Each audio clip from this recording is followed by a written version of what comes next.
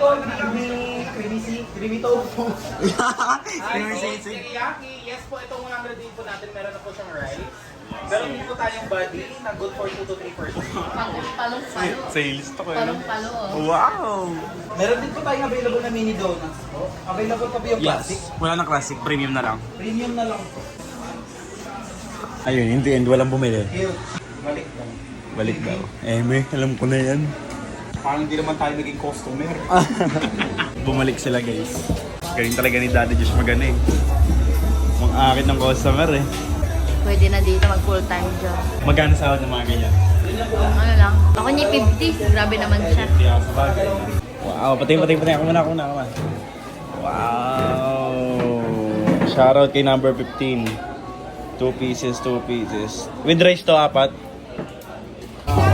Ito na yung kailangan.